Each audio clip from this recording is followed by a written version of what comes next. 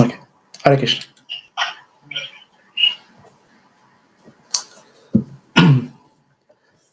Hare Krishna, everyone. Welcome to the second session of Chatursloki Bhagavatam. Today we are going to go through the second verse, which is verse number 34, Canto 2, Chapter 9. So we will recite the verse first. Om Namo Bhagavate Vasudevaya. Om Namo Bhagavate Vasudevaya. Om Namo Bhagavate Vasudevaya.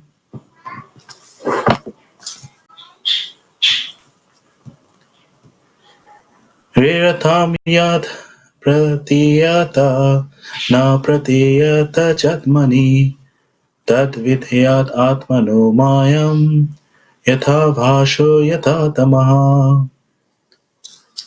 Word by word translation. With a without, artham value, yat that which, pratiyata appears to be, na not, prata appears to be, cha and, atmani in relation to me, tat that, vidyat you must know, atmanaha mind, mayam illusory energy, yatha just as, abhasha abhasha the abhasha the reflection, yatha as, tamaha the darkness. Translation and purport by Srila Prabhupada, Jagadguru Srila Prabhupada Ki Jai. Translation. O Brahma, whatever appears to be of any value, if it is without relation to me, has no reality. Know it as my illusory energy, that reflection which appears to be in darkness. So we are going to go through the purport as we discuss, because the purport is quite long. So we'll take the purport and we will go through as as the different as the paragraph comes, and we will discuss the points in the purport. So I'll just recite the Mangalacharan. Om Jnana Jana Shalakaya Chakshurmritam Yena Tasmai Shri Guruve Namah Shri Chaitanya Manovishtam Sthapitam Yena Bhutale Swayam Rupa Kadamayam Dadati Swapadantikam Vandeham Shri Guru Shri Yuta Padakamalam Shri Guru Vaishnavansha Shri Rupam Sagrajatam Sagana Raghunatam Tam Sajivam Swadvaitam Savadutam Vaiganashaitam Krishna Chaitanya Devam Shri Radha Krishna Padam Ragan Sagana Lalita Shri Vishakanitamsha He Krishna Karuna Sindhu Dina Bandhu Jagatpate Gopesha Gopika Kant Radha Kant Namosate Tapta Kanchana Gaurange Radhe Vrindavaneshwari Vishabhanu Sute Devi Pranamami Hari Priye Panchakalpatarubhascha Kripa Sindhuvaya Vacha Patitanang Pavanebhyo Vaishnavebhyo Namo Namaha. Jai Shri Krishna Chaitanya Prabhu Nityananda Shri Advaita Gadadhar Srimashadi Shri Gaura Bhaktavinda. Hare Krishna Krishna Krishna Hare Hare Hare Rama Rama Rama Hare Hare. Hare Krishna. So we'll start reading the purport. Before that, just we recap from in yesterday's session, the class, that what we went through in the first verse of the Chatursloki Bhagavatam. In there, Krishna actually told to Brahma, Krishna was, is, and always will always be there. There will not be any time that Krishna will not be there. So in a sense, Krishna is absolute. That's what the topic was from yesterday's verse. And in this verse, Krishna is explaining the anything which is not related to Krishna, which is actually not possible. Everything related to Krishna, but if anything, anyone tries to go away from Krishna, then that becomes an illusion. So that's what we are going to discuss in today's verse. So I start reading the first paragraph. In the previous verse, it has already been concluded that in any stages of the cosmic manifestation, its appearance, its sustenance, its growth, its interactions of different energies, its deterioration, and its disappearance, all has its basic relation with the existence of personality of Godhead.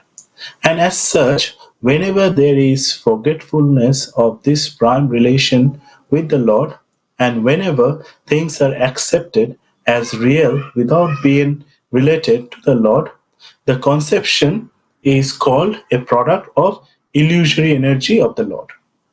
Because nothing can exist without the Lord, it should be known that the illusory energy is also an energy of the Lord. Because the right conclusion of dovetailing everything in relationship with the is called yogomaya, or the energy of union, and the wrong conception of detaching a thing from its relationship with the Lord is called Lord's Devi Maya or Mahamaya. Both the Mayas also have connection with the Lord because nothing can exist without being related to Him. As such, the wrong conception of detaching relationships from Lord is not false but illusion. So, in this section, the six aspects of the cosmic manifestation, it has been explained, and it's also said here that it's all the aspects are related with Krishna. And as we see that in a way, this is also the six aspects of a human life also, right? So if you see for a human being, for their manifestation, like first the appearance, and then the sustenance, its growth, interaction with different energies, and deterioration, and ultimately disappearance or the death. So then the growth of the body, then it's a different like in relationship with different energies, and then ultimately the body started decaying, and ultimately the death. So all this similar in the similar way, a human being also goes through that same changes.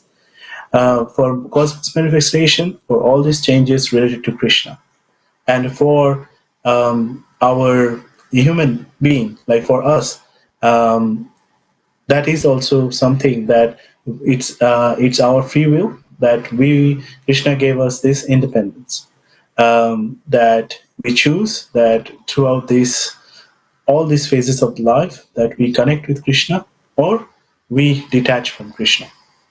Now, detaching from Krishna, like sometimes we think that, okay, no, but don't want to have anything with the God or like whoever that is. I just wanted to detach myself. And here it's explained that that is actually an illusion. It's you cannot detach yourself from the Lord, because we are ultimately part and parcel of the Lord.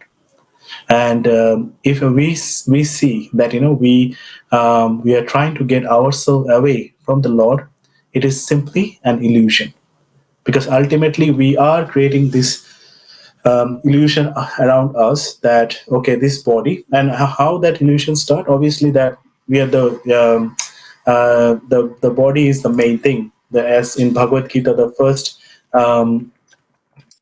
knowledge that we get, that you are not the body but the soul. But we in this illusion starts from the body itself. and from that body there's so many, like, branches it actually just created, and it's like kind of a web, and we actually get ourselves tangled in that web of illusion, that we think, okay, this is my body, then this is my family, this is my house, this is my society, this is my country, and all these things.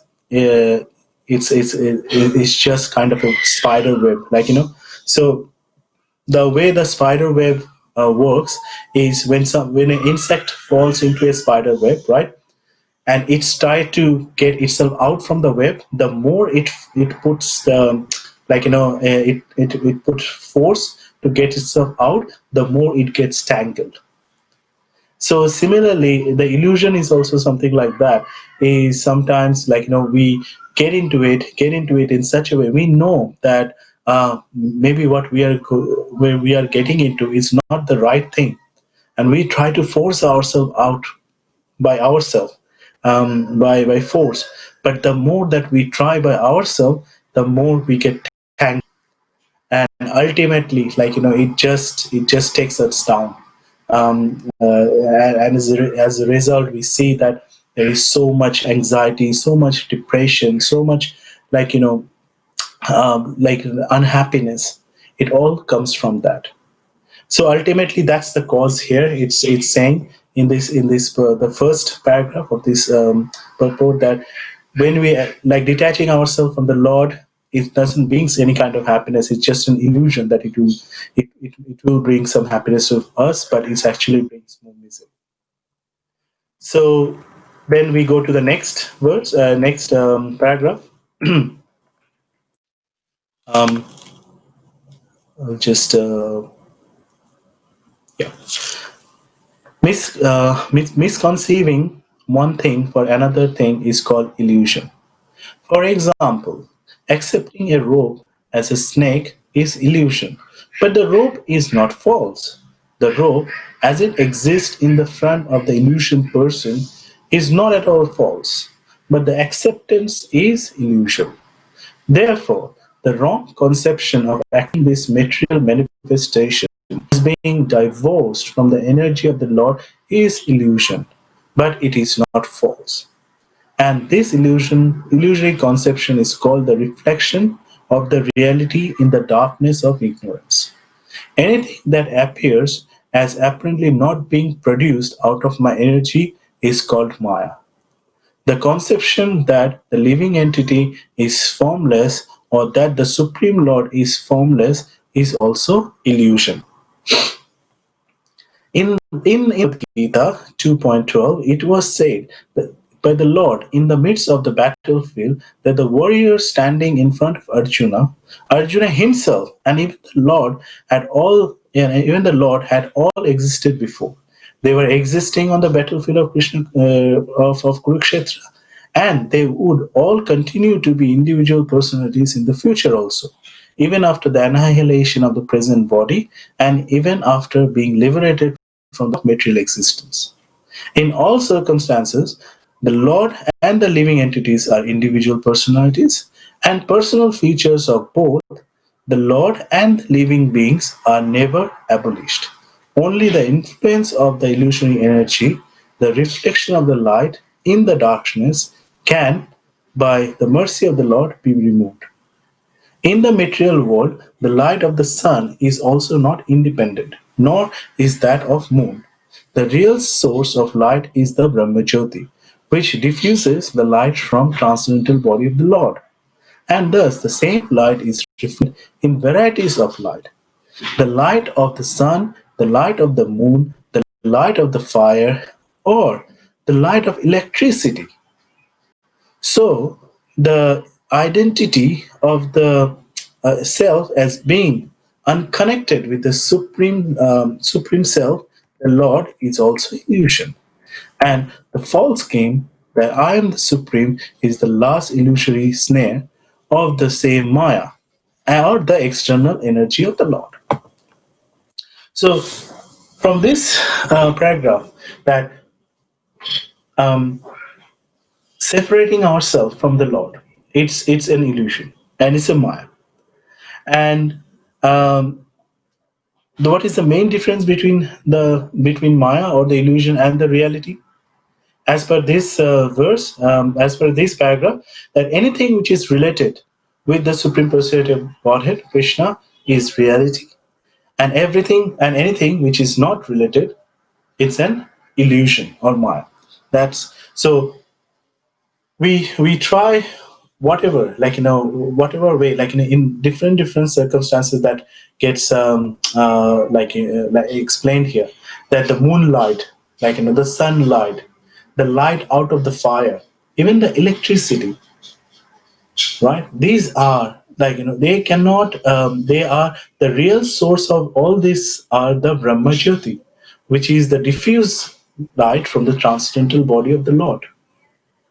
So just so wonderful to think like that we are just saying that all this light, even if we just think that all this light, if it was not from the Brahma, from the Lord, then are there any ways that we can light all these objects?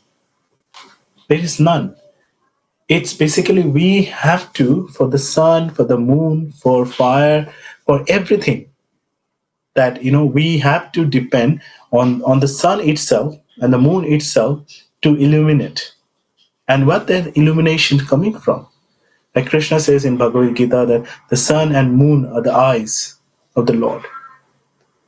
So where that rays, that light are coming from the Lord.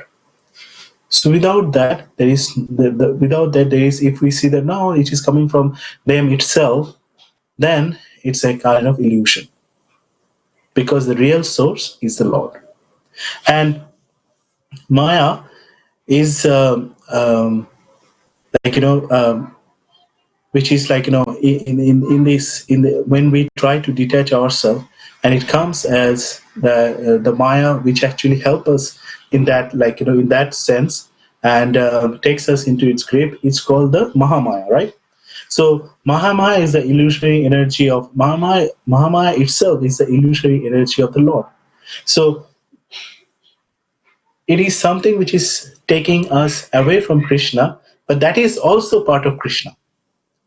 So that's why it's kind of very interesting to understand this, that we are saying that it's something which help us, that well, I don't want to do this, I don't want to get part of this, I want to go away from this, so-called Krishna consciousness or whatever that is. I just don't want to do this. Whatever we want to do this, and the energy which is helping us by doing that, that energy is also part of Krishna. So and this energy, and this energy in this material world is governed by that energy. That energy in this material world, there is a very good opportunity for us to go back to Godhead. And at the same time, this material world is actually governed by that, obviously under the guidance of Krishna. That this material energy is also governed by this illusory energy, or the Mahamaya, who appears as Durga, Kali, and all of them. So they are kind of managing the affairs here, and we are under their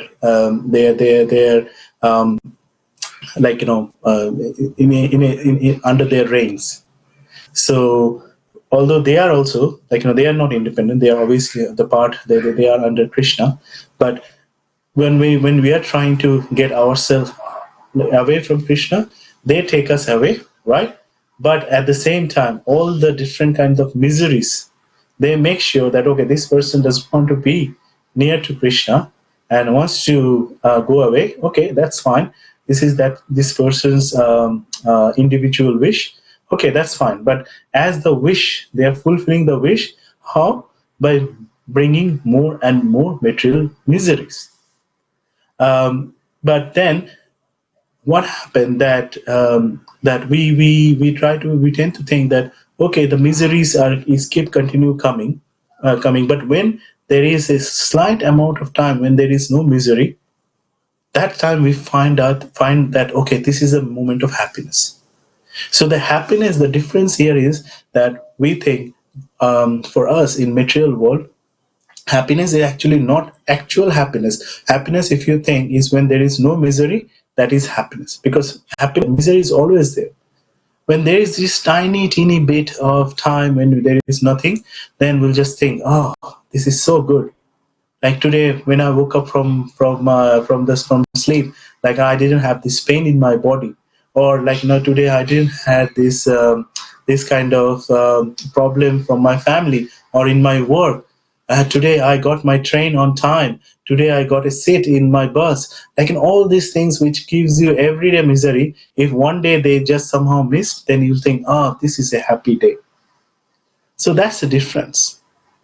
So that is material happiness, but that is not an happiness. That is just a, absence of misery for a small amount of time.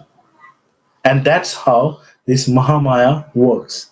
That it actually takes us, and under that influence, under the influence of Mahamaya, and we just keep running.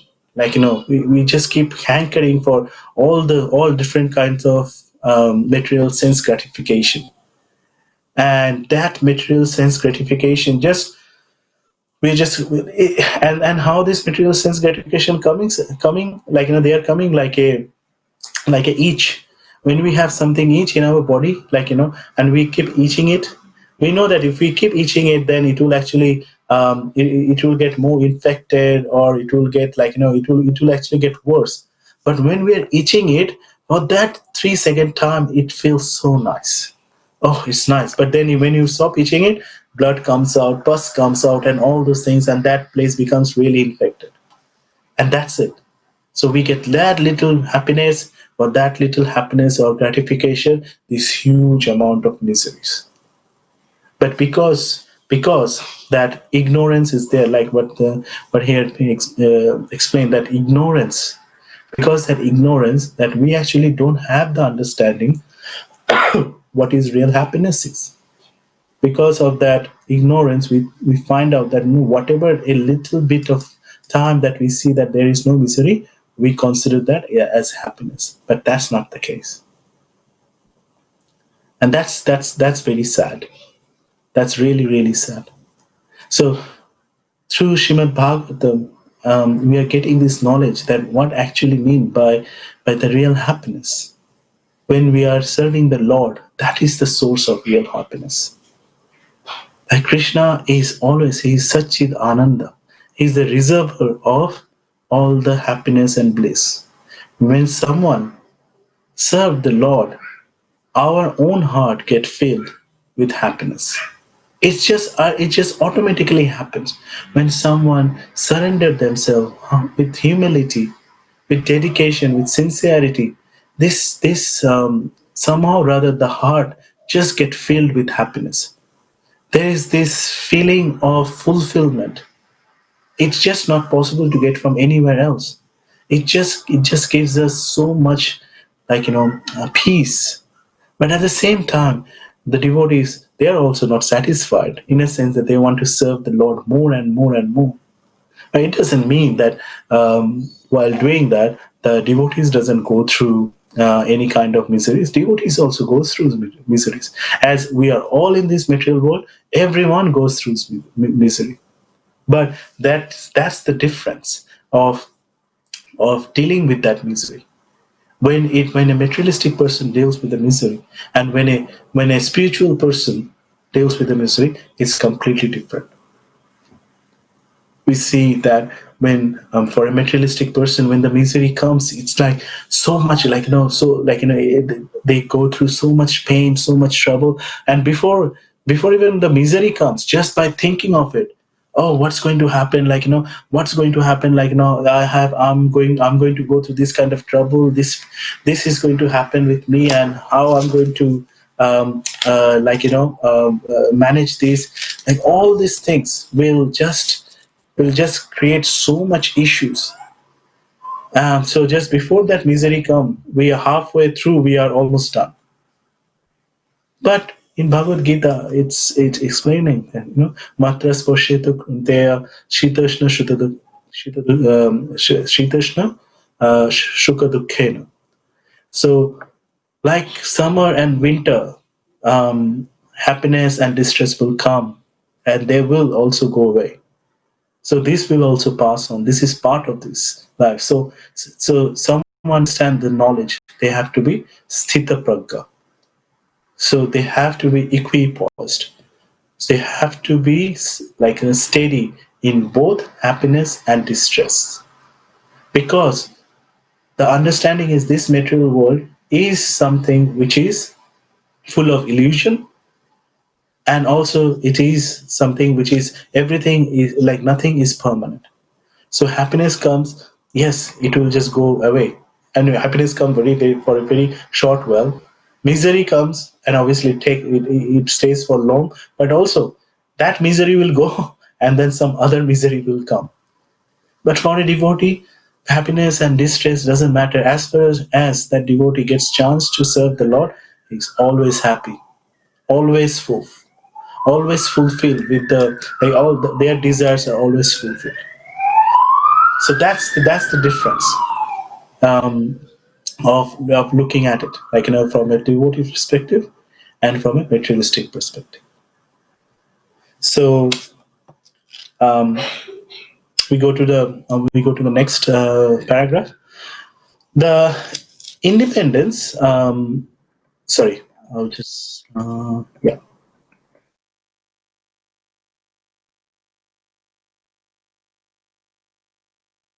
The Vedanta Sutra, in the very beginning, affirms that everything is born from the Supreme, and thus, as explained in the previous verse, all individual living entities are born from the energy of Supreme Living Being, the personality of Godhead. Brahma himself was born from the energy of the Lord, and all other living entities are born from energy of the Lord through the agency of Brahma. None of them has any existence without being dovetailed with the Supreme Lord. The independence of the individual living entity is not real independence, but is just the reflection of the real independence existing in the Supreme Being, the Lord. The false claim of supreme independence by the conditioned souls is illusion, and this conclusion is admitted in this verse. So it's very interesting to it's very important point here that the false claim of the supreme independence by the conditioned soul is illusion, and this conclusion is admitted in this verse. So this independence, like I'm like this is the age of free will, free speech, and everything that you need to be independent, like independent in a way, like for us, um, for us who are a student of the bhakti yoga, we come to know that full independence means that full dependency on Krishna. And then someone will say, oh, that's a paradoxical comment, that you are saying that you are full independent but you are totally dependent on something. How come totally dependent on someone will give you the full independence? So that's where it needs to understand that understanding dependence, fully dependent on Krishna, like we have two choices, either fully dependent on Krishna or fully dependent on Maya, right? So fully dependent on Maya is is basically what is the ultimate, that we are getting entangled in that wave more and more, and we will be going through this continuous cycle of birth and death, time after time, time after time. Is that an independence? No. We will be in that, you have to take birth, and then you have to go through disease, old age, and ultimately death. Is that any kind of independence? No. But if someone takes shelter of Krishna, then what's happened? That they get delivered of this, out of this cycle of birth and death, and going back to the Supreme Personality in the original Supreme form, in that form of as a part of Supreme Lord, part and parcel of the Lord. So that is an independence. That is that independence out of this cycle on birth and death. Otherwise, if we and that's why to get that in to get that um, get out of that cycle, to get that independence, we have to be fully dependent on Krishna, because without that we will not be able to get out of that cycle. So that's when we read about it, it's very simple. But when you first read it, it doesn't make sense. That how come fully dependent on someone it actually gave us full independence. But that's the independence that we're talking about. That we are getting out of this cycle of birth and death and going back to the Supreme Personality of Godhead. That is the independence. And person with a poor fund of knowledge become illusioned, and therefore the so-called scientists, physiologists, empiric philosophers, etc., become dazzled by the glaring reflection of the sun, moon, electricity, etc., and deny the existence of the Supreme Lord, putting forward theories and different speculation about the creation, maintenance, and annihilation of everything material. The medical practitioner may deny the existence of the soul in physiological bodily construction of an individual person, but he cannot give life to a dead body. Even though all the mechanism of the body exist even after that, the psychologist makes a serious study um, of physiological conditions of the brain, and if the construction of the cerebral lump were the machine of the functioning mind, but in the dead body, the psychologist cannot bring back the function of the mind. These scientific studies of the cosmic manifestation of the bodily construction, independent of the Supreme Lord, are different reflective intellectual gymnastics only. But at the end, they are all illusion and nothing more. All such advancement of science and knowledge in the present context of material civilization is but an action of the covering influence of the illusory energy. So, here,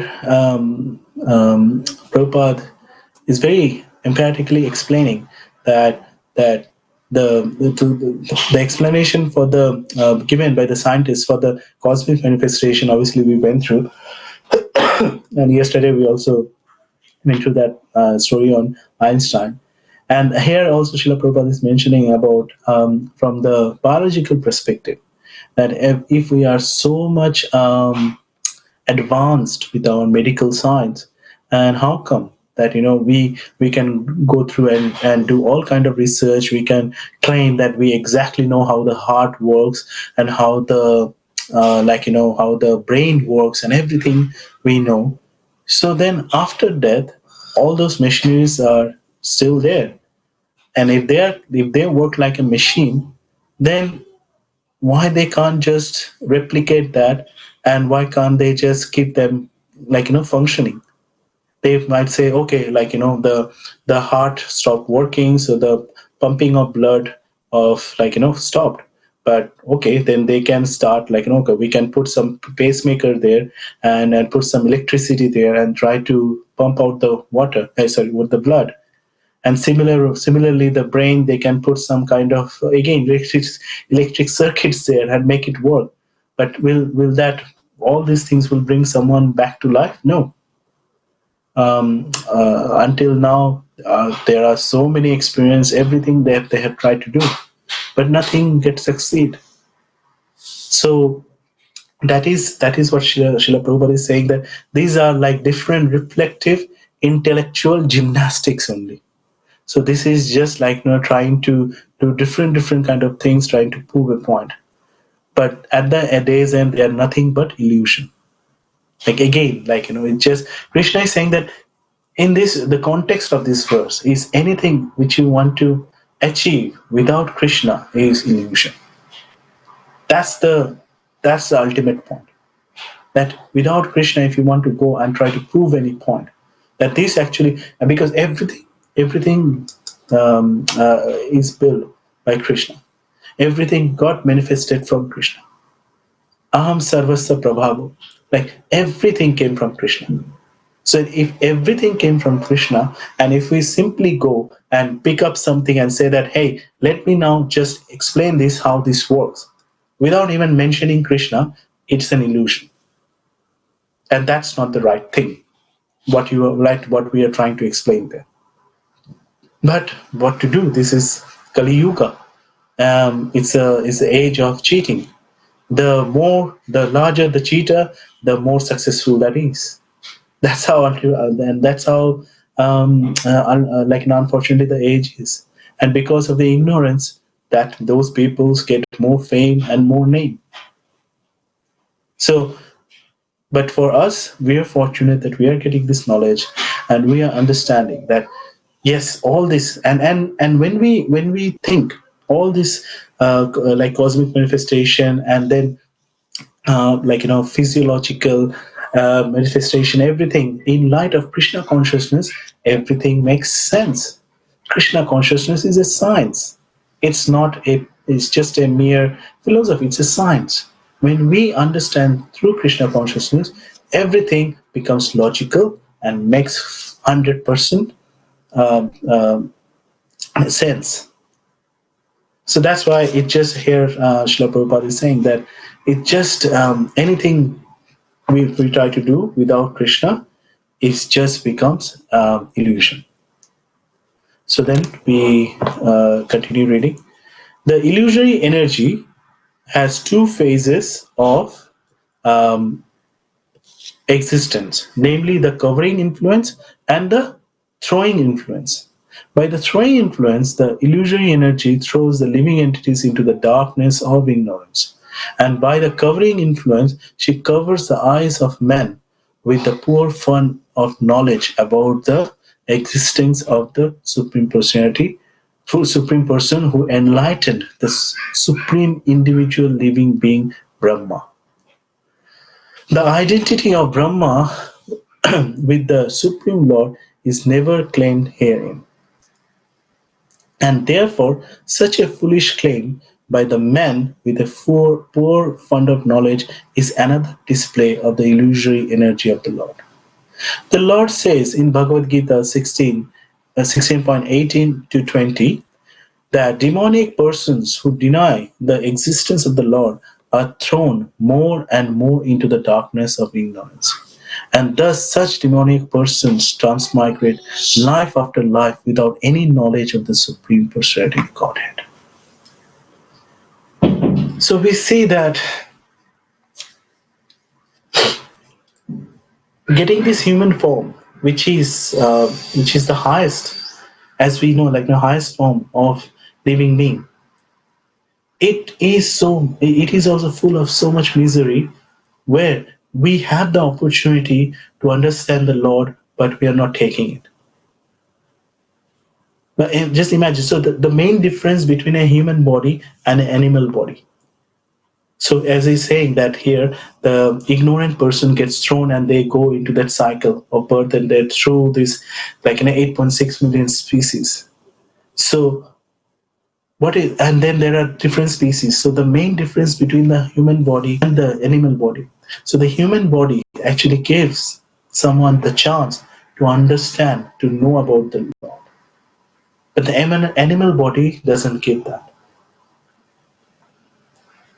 So for them, like eating, sleeping, mating, and defending, that is the four main thing for animals.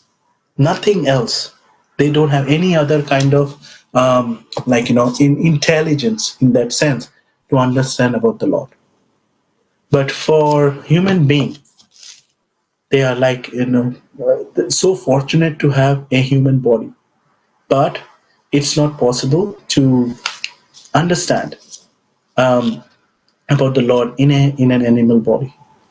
So just imagine that, then going through this animal body, birth after birth, birth after birth, and it's so much so much pain and so much, like we see the for the animals, what kind of life they lead. So here, here Srila Prabhupada mentioning that if someone just put that illusion, like the cover of illusion in their eyes, and they just completely neglect the understanding or the presence, like to neglect the understanding of the Lord, to try not to, they just ignore it. Then they just get, they just get thrown into this continuous cycle, which is so unfortunate. So in the next paragraph, Prabhupada saying, the sane men. So before the explanation Srila Prabhupada gave is about insane men, and here Srila Prabhupada is saying the sane men, and we know that um, what is the definition of insanity? The definition of insanity is doing the same thing again and again and again and different and expect different result. That is an explanation of insanity. So if we if someone goes through this, like innumerable number of the cycle of life and death, they just keep going, and every time, every life, they are getting, and they say, okay, let us enjoy. So we will, let us enjoy this life, and then next life we will find out what happened, or we don't care about the next life, like we just enjoy this life, we don't care about existence of Lord. I'm the Lord, I'm the controller of myself, let me just enjoy. And if someone just thought that that is the enjoyment, and they just keep doing it life after life after life, without, and then expecting that they are going to have happiness out of it, but they know that happiness is not there, it's only misery, but expecting a different result with the same thing every time that they are doing, that is the definition of insanity. So that's why in the next paragraph, Srila Prabhupada is writing, the same man, however, is enlightened in the disciplic succession from Brahmaji, who was personally instructed by the Lord, or in the disciplic succession from Arjuna, who was personally instructed by the Lord in Bhagavad Gita. He accepts this statement of the Lord. So this is the first verse of the Chatursloki Bhagavad Gita. Aham sarvasya prabhavo mata sarvam pravartate iti matva bhajante man buddha bhava samanvitaha. The Lord is the original source of all emanations, and everything that is created, maintained, and annihilated exists by the energy of the Lord.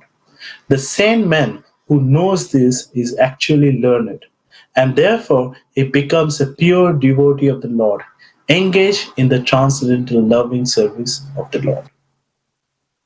So the first verse of Chatursloki Bhagavad Gita, and I'm sure most of us have read that, and Krishna is claiming there that, claiming with authority, like Krishna is the ultimate superior authority. He is saying that everything came from me.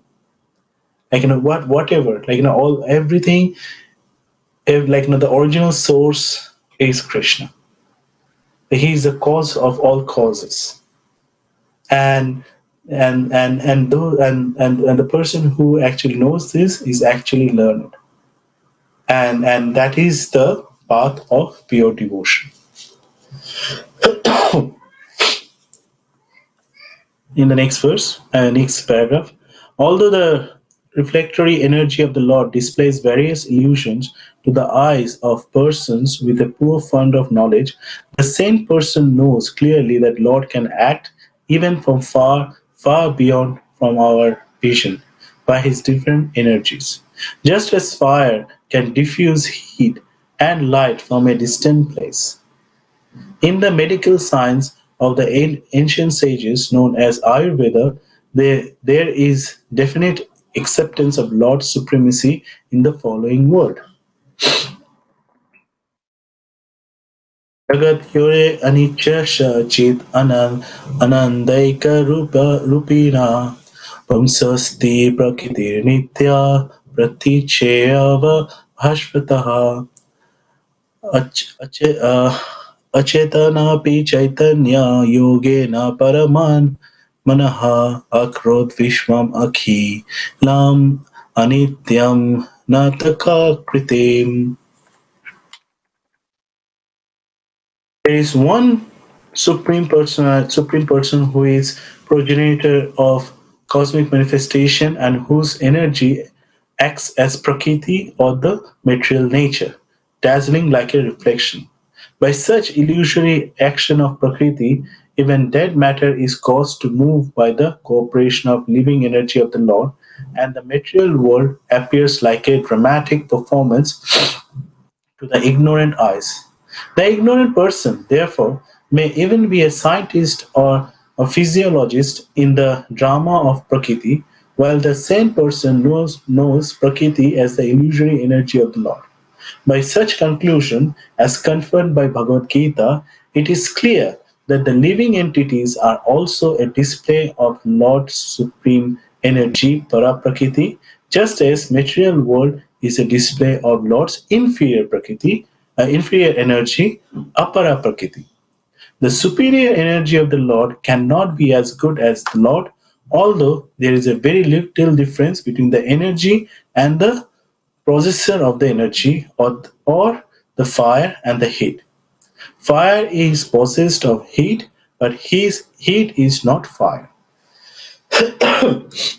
This simple thing is not understood by men with a poor knowledge who falsely claim that fire and heat are the same thing. The energy of the fire, namely the heat, is explained here as a reflection and not directly fire. Therefore, the living energy represented by the living entities is the reflection of the Lord and never the Lord Himself. Being the reflection of the Lord, the existence of the living entity is dependent on the Supreme Lord, who is the original light. So, very important and very interesting here that how it is explained that the living entity, right? The living entity is obviously like we are part and parcel of the Lord, but the living force that we have, that is the representation of the Lord. So we have the living force within us, and because of that this body, which is actually a dead, it is a dead matter, it becomes alive because of this living force that we have within us, and that is the presence of the spirit soul. And because of that, this body is alive, and as soon as that spirit soul leave this body, body again becomes a dead matter. So that spirit soul represents the Lord. But again, that doesn't make us the Lord. As we said, we are part and parcel of the Lord. We are not the Lord. So quantitatively and qualitatively, right? So qualitatively, yes, that is we are part of it, but quantitatively, no, we are not the Lord. So it's very interesting to understand here that the superior, the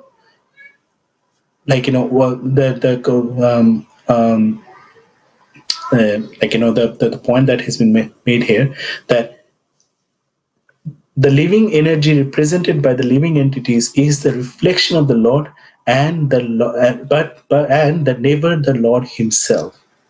Being the reflection of the Lord, the existence of the living entity is dependent on the Supreme Lord, who is the original light. Okay, so because this living force is um, is the reflection of the Lord, that's why the existence of living entity is dependent on Supreme Lord. So is this so complicated to understand? It's not, because this supreme, if at the days and if the scientists, they have to acknowledge the fact that there is something, there is some force within the body because the body is working. If they actually acknowledge that, then what is the like difficulty to accept that that force is actually coming from somewhere? That force is not generated by the human being when we born. It actually is given to us from someone. So that's why that spirit soul came into that body, and that spirit soul is part of the supreme personality of Godhead. So what's the difficulty in understanding it? Because if we just difficult that one point, then this just solve everything. Then yes, everyone believes yes, the God's existence. This God is there.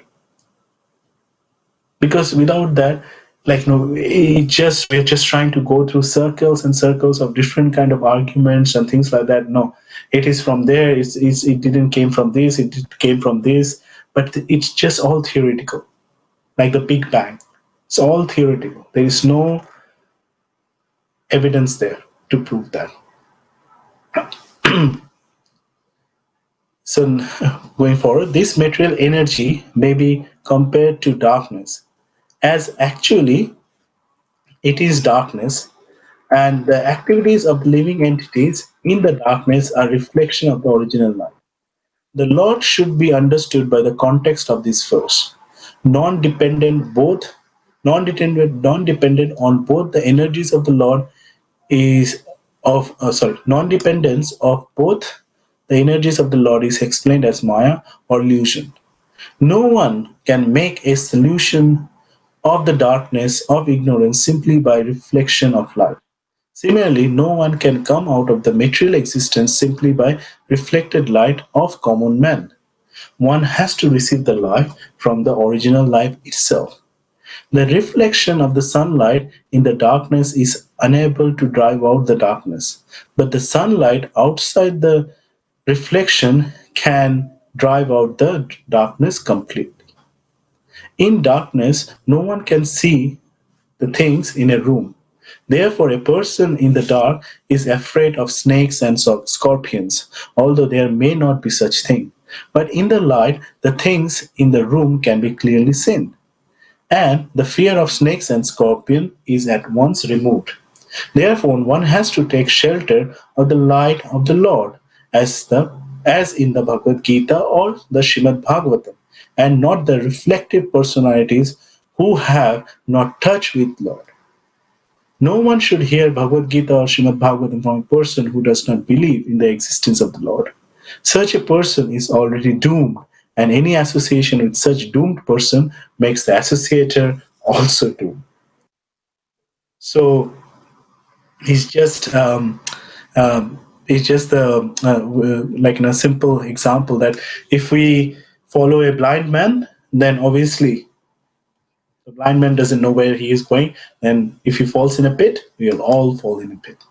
So we have to get the knowledge from someone who actually got this knowledge from the Supreme Personality of Godhead in the bona fide representative, like who is a bona fide representative, and that knowledge came in a bona fide through the bona fide representative from, from the Lord to Brahma, and through this disciplic succession. Because without that, whatever the knowledge is, it's just Srila Prabhupada, when he went to US and devotees asked him that, before you translated Bhagavad Gita, there are so many other translations. Why they didn't work? And Srila Prabhupada says, because this is what I have translated it is as it is. As Krishna said, I have just translated that. So, before Srila Prabhupada, there are so many, literally big scholars from India. They translated Bhagavad Gita. But today we don't find any of those editions anymore because they are simply they have stopped making them. People stopped buying them. It didn't make any sense. So because if we are trying to explain the Lord's quality, the Lord's feature, but at the same time, if you don't believe that the Lord exists, Lord is a person, how you are going to explain that? That will just simply will not make any sense. You just did that because it's a renowned scripture, and you thought, okay, let me just put a commentary on that, and people will read that, and I'll get some more name and fame. And it doesn't work like that. Specifically with the spiritual, all this literature, you have to have the knowledge in a proper way, and only after that you can explain it in a proper way. Other than that, whatever you say, it will just not, people will not be able to um, relate to that knowledge. So we come to that last paragraph. According to the Padma Purana, within the material compass, there are innumerable material universes, and all of them are full of darkness. Any living being, beginning from Brahmas, there are innumerable Brahmas in innumerable universes. To the insignificant are all born in darkness, and they require factual light from the Lord to see Him directly, just as the sun can be seen only by the direct sunlight. No lamp or man-made torchlight, however powerful it may be, can help one see the sun. The sun reveals itself. The action of different energies of the Lord or the personality of Godhead Himself can be realized by the light manifested by the causeless mercy of the Lord. The impersonalist says that the God cannot be seen. God can be seen by the light of God and not by man made speculation. Here, the light is specifically mentioned as Vidyat, which is an order by the Lord to Brahma. This direct order of the Lord is a manifestation of His internal energy. And this particular energy is the means of seeing the Lord face to face. Not only Brahma, but anyone who may be graced by the Lord to see such merciful, direct internal energy can also realize the personality of Godhead without any mental speculation. So, in the last paragraph, Srila Prabhupada is explaining that to see to see the Lord, to understand about the Lord, we need that blessing from the Lord. Like without that, it's not possible that we understand about the Lord. So example is here that in the sun, without the sun, if without the direct light of the sun, we will not be able to see the sun. It's only when we have the light which is coming directly from the sun, then only we can see that. If we see that, okay, now it's the middle of in the evening, we just, okay, let's go out with lamp or with any kind of light which has been created and try to see the Lord. No, it's simply not possible. Try to see the sun. No, it's not possible. The sun will appear only as per its own time and accordance. So by Lord's providence, by Lord's mercy, only that we can, and as per by the causeless mercy also, that we can see Lord. And that light, it's a in a way, it has been the knowledge that the Lord imparted to Lord Brahma, and from Brahma through disciplic succession came to Srila Prabhupada, and Srila Prabhupada gave to us. And by mercy of by that disciplic succession, by our Guru, Gauranga, and Shastra, that we can see the Lord, and we can actually, it is possible to see the Lord. The first, we start reading the knowledge, we start reading about it, and then we apply that knowledge. As soon as it becomes, the Gyan becomes Vigyan, then, as we know, Divya Gyan Hriday Prakashita, the transcendental knowledge will appear in our heart, and through that, the Lord will also appear in our heart. So, with that, we end the session today here for the verse number 34.